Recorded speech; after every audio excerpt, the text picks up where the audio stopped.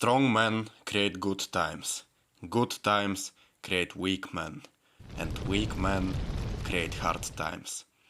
Most of us are weak men. Modern society has filled our lives with comfort. I have to go to the gym. Maybe after some more TikToks. Hours have passed, and you still haven't went to the gym. Instead, you kept overstimulating yourself, jacking off, and watching reels. Weak, docile, weird, and on top of that, unambitious. That's what comfort brings us. Social media is possibly the biggest factor contributing towards depression and the degradation of society that we are seeing. Social media works in such a way that it hijacks your brain, and it is meant to keep you there for as long as possible.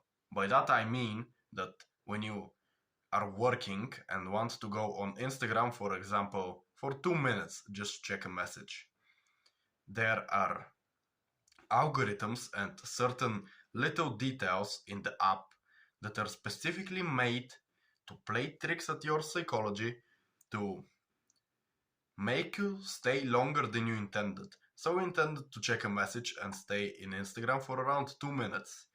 But those algorithms hijack your brain, you get distracted, and eventually, boom bam, you've wasted around 1 hour. And this has happened to everybody. Recently, the most addictive platform of those is TikTok. And the TikTok algorithm is like the most ingenuitive thing we've seen in the past 5 to 10 years.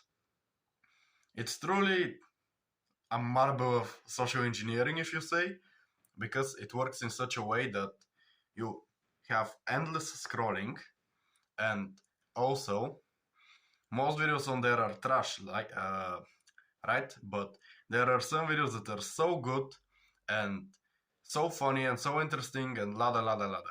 And you keep scrolling, and that activates a chemical inside your brain that is called dopamine.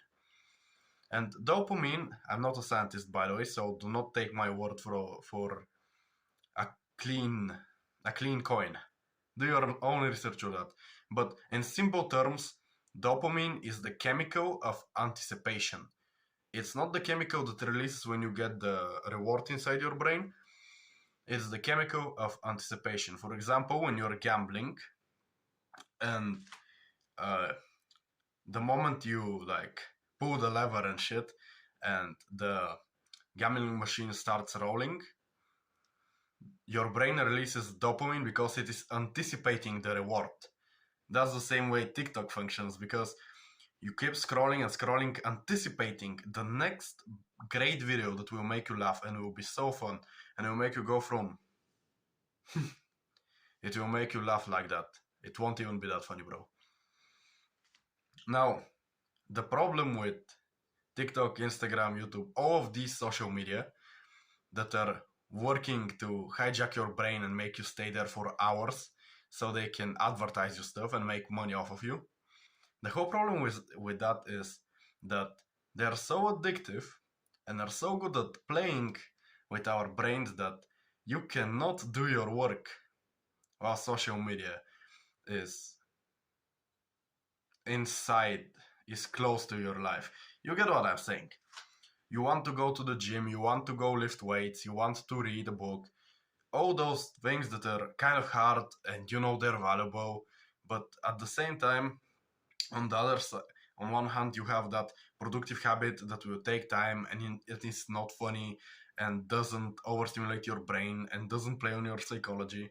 And then you have the easy to get, super stimulating, and amazingly destructive to your health, both mental and physical. Of course, your brain will choose that because, to our core, our brains are still like those of a lizard.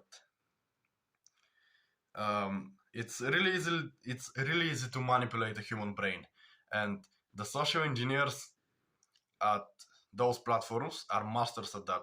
So it's really hard for you to resist. But I found a lot of tips to do that. I've reduced my social media time from around how much? Well, It depends. There were times when I spent 10 hours, when I spent 4 hours, when I spent 2 hours, but largely nowadays it's around 30 minutes on social media. And I'm not talking about the destructive, like scrolling type of social media. I'm spending 30 minutes a day watching long videos about politics or some other things, but that's detail that most of you don't need. I will share with you my secrets to defeating social media and finally taking control of your focus and your life. One of the biggest reasons why social media is so destructive is because it is so easily accessible while being so bad for your health. If you have a bad habit, you will never quit it if it's constantly in your face. And do not ego that on me. No matter your willpower, no matter who you are, if you're starting self-improvement or if you're like 1, 2, no matter how many months in your own self-improvement, your willpower may not be enough. And even if it's enough, some days it will deplete. It's like a reserve. Your willpower depletes over time. And if that craving, for example, social media, is in your face, constantly on your phone, constantly wanting your attention, it will eventually get it. If you want to quit eating sweets, the most reasonable thing you can do is remove those sweets from your house. That way you will not exhaust yourself uh, stressing about eating and depleting your willpower. You just not have them in your house and you cannot eat sweets if they're not in your house. So do the same with social media. Delete it, or what I like to do, lock it away. Now for Android users there are many apps that they can use. The ones I use are Stay Focused. It can lock every app on your phone and it makes accessibility to those social media much harder. It will take you around 20 seconds to enter a password and unlock the app. But during those 20 seconds, your brain will click, you will have an argument with yourself, like the beta cuck side of your brain and your reasonable brain. And most of the time, your reasonable brain will prevail. And the other app I use is called Before Launcher. You can also use Simple Launcher, both of those can be found in Google Play. And those, excuse me by the way, and the thing that the Simple Launcher does and the Before Launcher, they make your phone distraction free. One of the biggest reasons why you instantly click on the apps that are social media is because your brain has linked their icons to dopamine, and it makes the addiction even stronger. Those apps remove their icons and make them invisible. They're just text. And you can remove them from the home screen in general, making them even harder to access using those apps. Now, to be honest, there can be some side effects like them collecting your data, but come on, bro, what do you choose? Watching social media for 2 hours a day and wasting your time, or just having more ads on your phone while social media is kept away? And to be honest, using those apps for around 2 months now, I haven't seen any problems from them, any issues, and they've served me so well. Once again, do not ego it.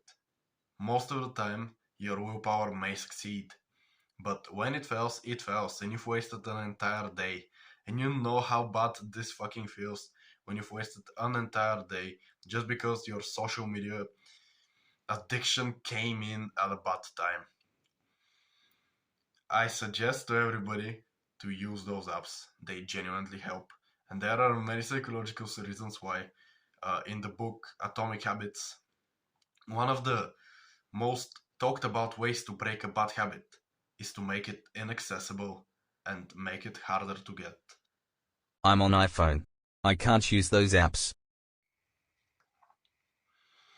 In case you cannot use those apps or you do not want to use them, it is a good piece of advice to just put the device away.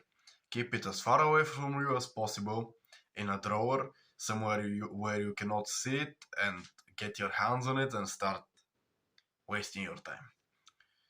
By doing that, you're basically doing the same thing of eliminating the easy access to a bad habit.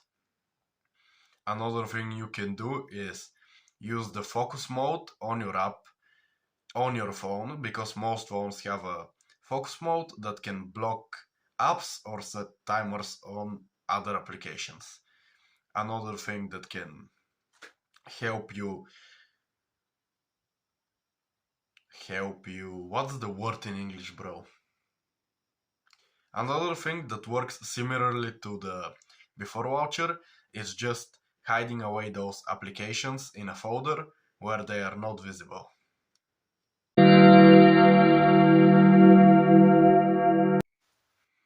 Now those segments of the video will really have to be speedrunned because I have to finish this video, man. It's getting way too long.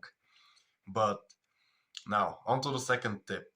Making a streak or tracking your time. Tracking your time is so vitally important. But for doing this, you have to get your journal. And by the way, if you've not invested into a journal and your own self-improvement, please do so. It's really important. It's like one of the best habits. It's easy to do. It's good for your mental health. It has so many pluses and zero negatives. Start a journal. So, you want to track your time that you spent on your phone. Check your usage every night. But before starting to track, you have to do something very important. Give yourself a lot of time, like 30, 40, 50 minutes, something like that. And start writing out reasons why you should not exceed 30 minutes a day of social media or 1 hour of social media. And write a long list of reasons, man. I mean, really long, and exaggerate it a lot and go deep dive, oh my god, and deep dive into the reasons why you should not spend that much time on social media, man. And when you have drilled into your brain that you should not spend that much time, it will really start to think about it more and be more present about it, and start doing this every night. Every night you should track your time. Every night you should write down what you're doing. Not only what you're doing, like daily reviews in your journal are so important, man. And if you want to break any bad habit, do daily reviews on it and track your time daily with it. And trust me on this one, it will make your progress go like this. Also, make like a streak. That's really important. It tricks your brain into feeling that its progress is way bigger and way faster, because the progress is tangible. You can see how many days you've been avoiding social media. That's why Duolingo is so successful at teaching people languages, because you have those streaks and everybody's doing it for the streak, bro. So do the same thing. Do a streak, how many days you've not exceeded your social media limit, and track your time, do the long list. All of that will help you a lot. Trust me on this one.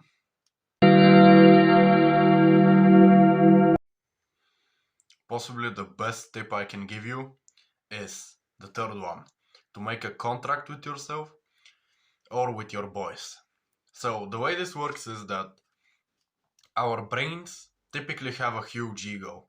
Most guys especially have a gigantic ego. Especially, I'm speaking from experience here, I have a ginormous ego, and I hate losing. Most people hate losing. When you make a contract, structure it in such a way that the terms and conditions of the contract are so obvious. Like, write a long explanation why you're making the contract. Like, I want to reduce my time on social media because I value my time. I want to spend more time on my work. I have goals to chase, something, and drill into your brain that it's really important. And don't ego on this one. Yet again, I'm telling you, do this. It will help you a lot. And then, on the other side of the contract, you have yourself as well. If 3 days in a row you exceed your social media timer, your social media limitations, you have a punishment, like do 1000 push-ups. I've had many times when, after failing in something, for example, I was on a diet with zero sugar and I drank an energy drink or something, I did 500 push-ups afterwards to redeem myself in a way, or didn't sleep afterwards to redeem myself. Give yourself punishments if you fail and track that on the contract. It's even better if you do it with your homies, because then you have your character on the line. If you do it with somebody that you don't particularly like, or with somebody that is also on self-improvement, it's the best case scenario. If he's also on self-improvement, you'll probably be competing, because after all, we're all competing. And if it's somebody you don't like, you will never want to look like a loser in his eyes. I've had many accountability partners that have been my homies, and for me, it doesn't work that well. For me, I'm my own accountability partner, and it's much better to make a contract where I start watching Instagram or something, I open Reels, like magically. Let's say I've bypassed my lock, I've had the crippling desire to watch Reels that day. And instantly my brain starts telling me, no, you're losing, you're going to lose the contract. You're going to have to do 1000 push-ups. We do not want that. And for now, those 3 days, those past 3 days leading up to this video, have been my cleanest, most detoxified days ever. I didn't touch my phone, man. I was constantly slamming work. And that's what you have to do. If you follow those 3 things I told you and follow them step by step, the way I told you to do it, you will probably be off of social media eventually, in around 1 week. If you actually try hard, you will be off of social media.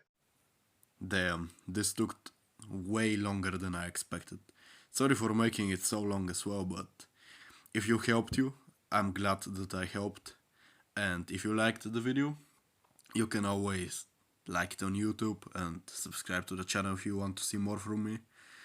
I'll be trying to upload every day.